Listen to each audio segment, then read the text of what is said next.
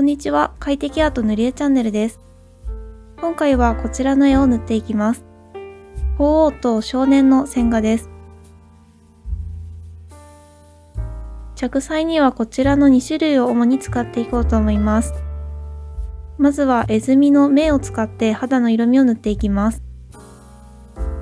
黄色に朱色を足して少しだけ桃色を加えます。こちらがベースの色味です。ベースの色味にさらに朱色を足した色で血色の色味を作りました。影の色味には紫と緑を使用します。まずは全体にベースの色味を塗って白抜きをして立体感をつけていきます。この方法が難しいと感じる方はもっと薄い色味で重ね塗りをしていってもいいと思います。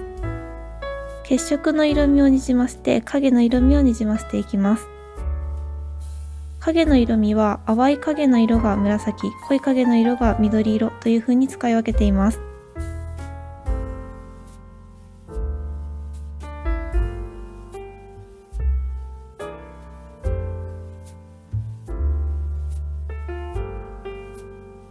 乾かしながら色味を重ねていきます。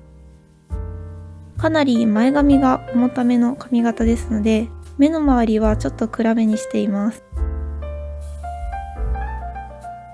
塗っては周りをぼかしたり、逆にぼかさずにはっきりと陰影を作るところを作ったりしています。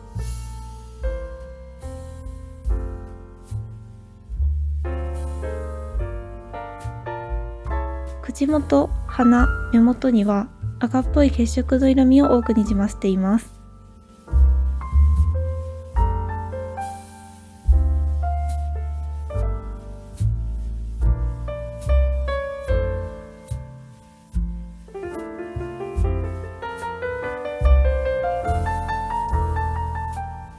だんだんと濃い色を使って陰影を描いていきます。白目の部分も少しだけ肌色を塗ったり、紫で影を落としています。一旦完全に乾かしてから色味を重ねて陰影や色味を追加しています。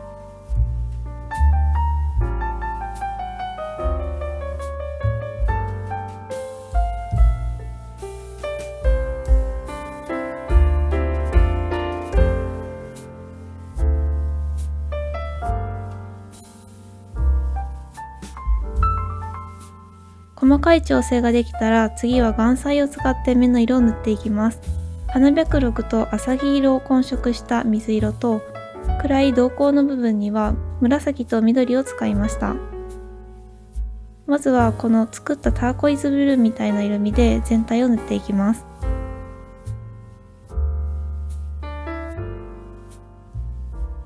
絵の具が乾かないうちに緑色を瞳孔ににじませていきます。最後に濃く溶いた紫色を真ん中ににじませます。水分量でにじみ方が変わるので、絵の具の具合とよく相談しながらやっていきます。黒目の端っこの方を少し白抜きして黄土色を加えています。白抜きで少しハイライトも入れておきました。目が入るとだいぶ生き生きしてきます。次は髪の毛を塗っていきます。今回はちょっと黄色っぽいグレーみたいな色味にしてみました。ベースの色味を全体に塗ってから目の色に使った水色が余ったので髪の毛の下側の方に塗っていきます。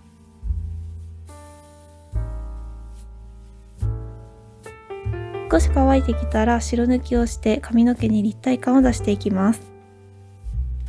これだけでも結構立体感が出ると思います。ベースの色味に緑を加えた色味で影をつけていきます。髪の毛束の線画が描いてあるので、その下側に影をつけるようなイメージで最初はざっくりと塗っていきます。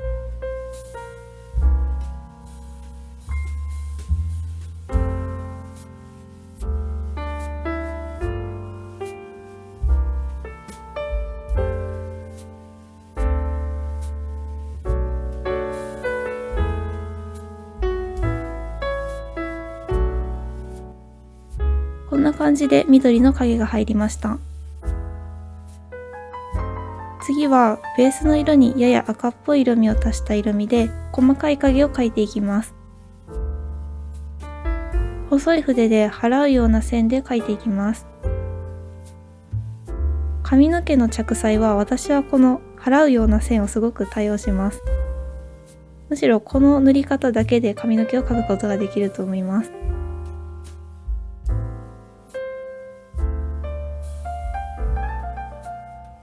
最後にベースの色に紫を加えた色味で影を追加していきます。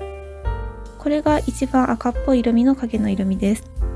こういう風に最初に作ったベースの色味に全ての色を足していって色のバリエーションを作っています。影の色味だけが浮いてしまうとか、最後に足した色だけが浮いてしまうということを防ぐために、最初に作った薄い色味にどんどん色を加えていくことによって統一感を出しています。すごく簡単なので、この方法はおすすめです。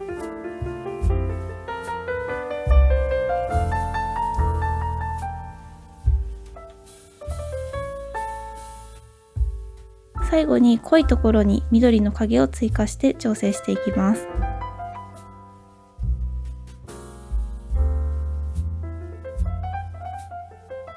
次に服を塗っていきます。ちょっと黄色っぽく黄ばんだような白い服を描いていこうと思います。白っぽい服ですので、白い面積をかなり多めに残して塗っています。光が当たっているところの部分をざっくりと大きく白く残しています。この肩の部分とか袖口の右側の部分とかを白く残している感じです。後の部分はシワがついた服になるようにさっさと払うような線とかを使って塗っていきます。水でぼかすところとぼかさないところを作ることによってこういうパキッとした陰影が描けます。さっと筆で塗った線は直線的になりますので、その直線の部分でいいところだけを残して後をぼかす感じで塗っています。服のシワは線画が結構少ないんですが、想像で塗っています。こういうところどころふわっとしてるんだけどパキッとした陰影を描く練習としては、ティッシュを丸めてそれを描くのがおすすめです。丸めるというよりかは少しくしゃっとさせて空気を含ませた感じのティッシュを描くだけです。お家にあるモチーフですのでいつでも練習ができると思います。水彩で練習してもいいですし、鉛筆デッサンで形とか稜線の描き方とか、あとは陰影の取り方を練習してもいいと思います。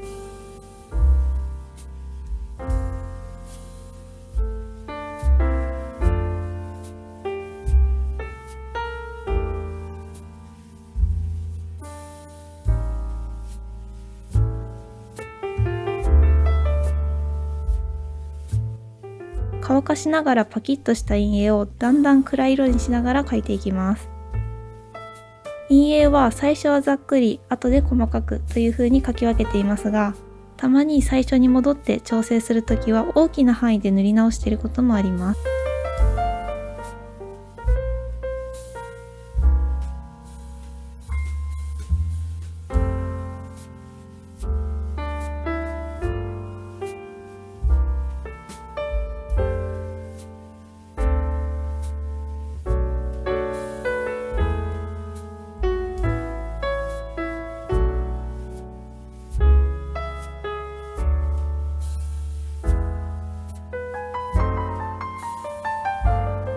次は鳳凰を塗っていきます。絵墨の朱色と紫、それから吉祥の岩彩の花白緑と浅黄色を混ぜたものに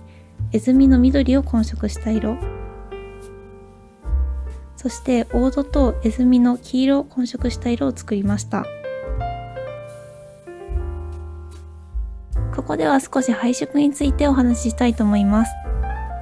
私は色調縛りか色相縛りかで絵をだいたい描いています。色調というのは大まかに言うと暗い、明るい、グレイッシュ、ビビッドの4つのトーンでどれを使うかということです。今回の場合はグレイッシュな感じにしています。4つのトーンは組み合わせて使うことができますが、すべてのトーンを同時に使う際は色相、色の組み合わせの方をしっかりと縛っておくと色彩破綻しません。色相というのはどの色をどんな組み合わせで使うかということです。青色の組み合わせは色相環という色を輪っか状に並べたものから理論的に考えることもできます。ここら辺の話はちょっと難しいんですが、私の一番のおすすめは大まかにまとまった同系色複数色とそれの反対色をアクセントに使用する方法です。今回の場合だと黄色から紫という大まかに分けたら暖色系の色味に対して青緑をアクセントにしています。アクセントは面積が多すぎると効果がないので8対2とか9対1とかになるととても意図的に目立つアクセントとしてつけることができます。目立たせずにアクセントカラーを入れる場合は隠し味として弱い色で入れるのも絵に深みが出ておすすめです。すべての色素、つまりすべての色を使用したい場合はさっき言った色調、トーンの方を縛った方が絵にまとまりが出やすいです。ざっくりと言うと私が意識していることはトーンはある程度決めておくということと色相環でどこら辺の色をたくさん使うかということとそれに対してアクセントカラーが何色になるかということを特に意識していつも考えています。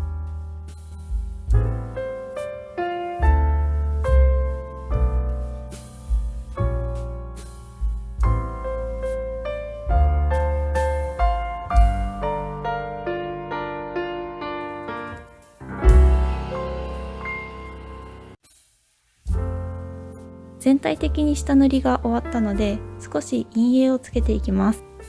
鳳凰の絵の部分は描き方によっては図柄のような感じで平面的に塗るのもかっこよくなるかもしれませんし、すごくリアルに描いてもいいかなと思うような絵になっています。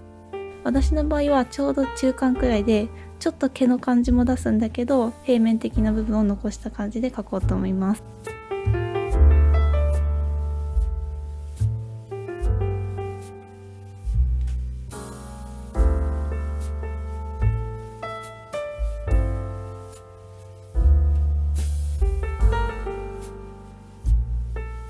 羽の毛の部分を描くために筆先を割った筆を使っています。この方法はすごく横着な使い方ですのであんまり好きじゃないよという方は一本一本描いてもいいんですが、効率よくさささっと描きたい場合はこの方法すごくおすすめです。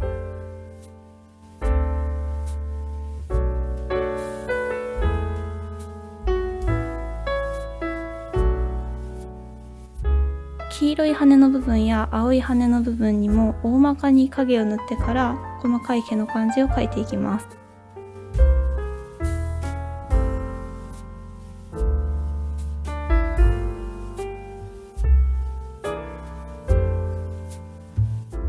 払うような線でさっさっさっさと入れていくんですが、この時に少しおすすめの筆があります。概要欄に貼っとくのでまた見てみてください。いつも使っているナムラの面相筆のまた別のバージョンなんですけれども、この黒っぽい方の筆はすごく細く描けるので最近気に入っています。名前が読み方がわかんないのでちょっと概要欄のリンクから飛んでもらって見ていただけたらなと思います。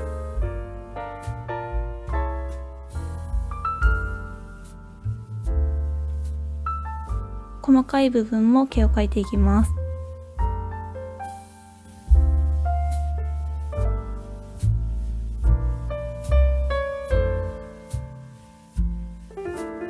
下の方の尾羽の方はこういう風に薄い色を全体的に塗った後に乾かないうちに濃い色を真ん中だけにじませていきます。ここはふわふわとした毛の感じを出して描きたいのでちょっと手順がさっきとは異なります。ふわふわした毛の感じを出して描くコツとしては毛の先端の方を薄い色、そして密集度が高い真ん中の方を濃い色で塗るといいと思います。下塗りではこんな風に白抜きを使って少しだけ毛の中に光の当たった立体感を出しておくといいと思います。これだけでも十分ちょっとふわふわした感じに見えているんですが、さらにここから毛描きをしていきます。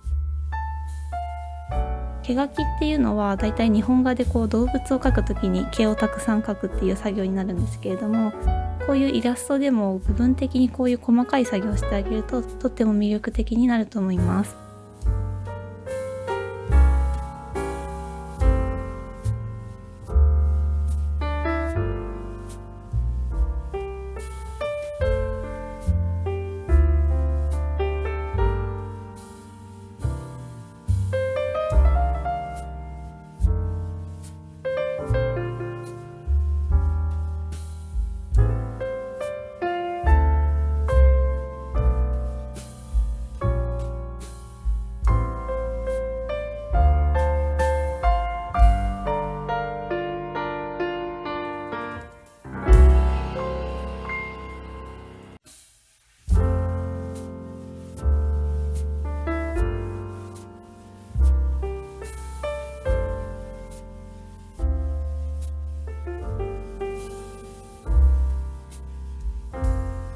こういう風に細い線で最初に塗った明るい色を残しながら塗っていくことによって毛の細かい感じを出していくことができます。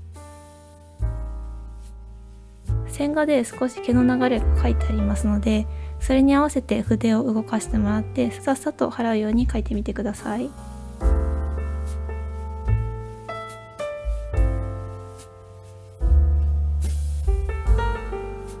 ちょっとここで咲き終わった筆で横着して描いています。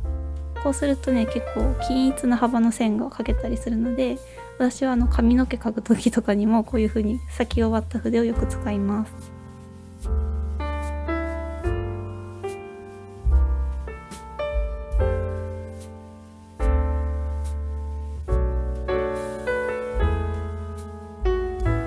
トサカというか冠というか、この頭の部分にも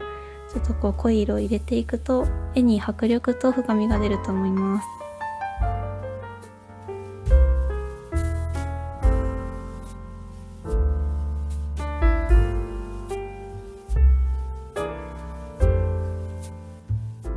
あとは細かい部分を塗ってだいたい完成です。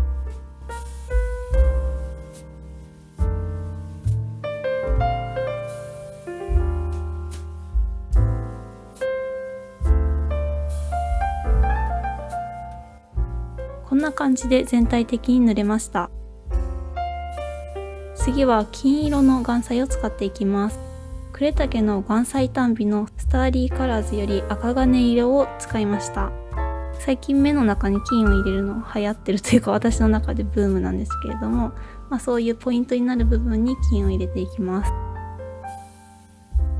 今回は全体的にキラキラにするわけではないんですが、部分的にこの金色が入るような感じにしてみました。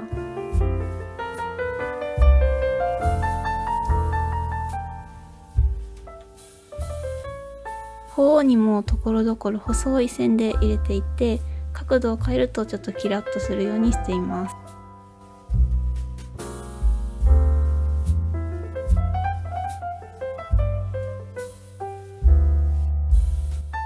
こんな感じで金を入れる時も払うような線を使っています。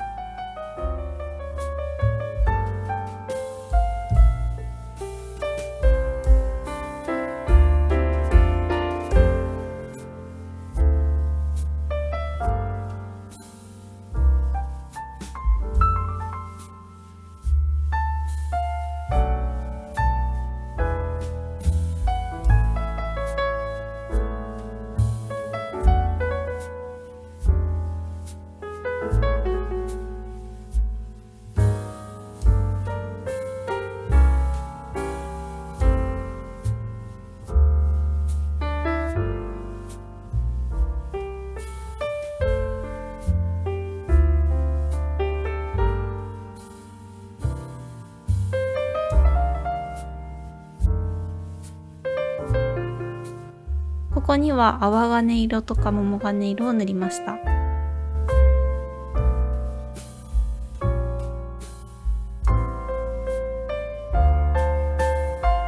次は背景を塗っていきます。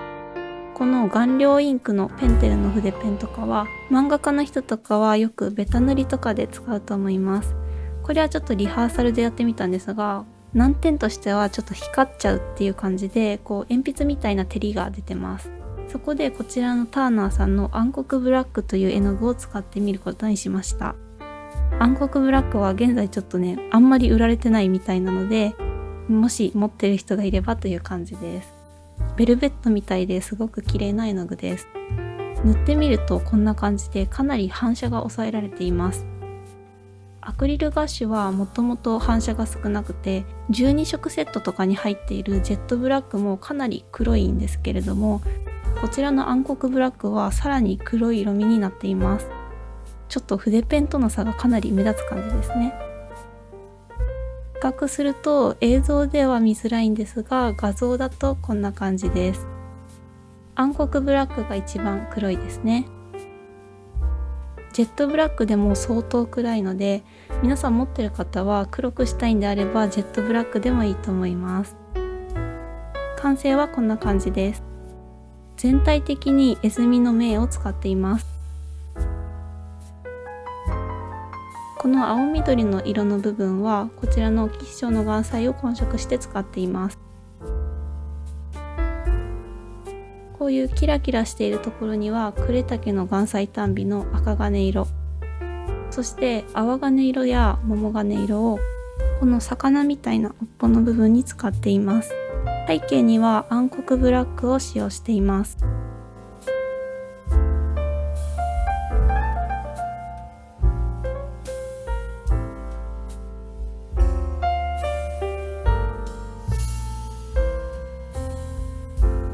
ここの部分言い忘れてたんですが、白いアクリルガッシュで少し髪の毛を加筆しています。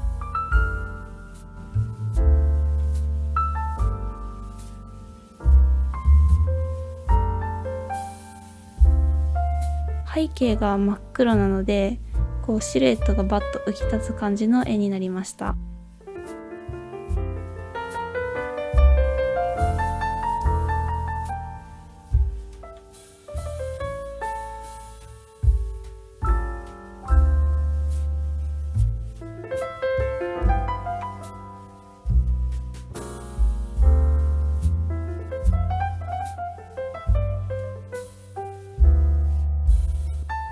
皆さんももし気に入った部分があれば参考にしていただいて、好きなように塗ってみてください。それでは最後までご視聴いただきありがとうございました。また次の動画でお会いしましょう。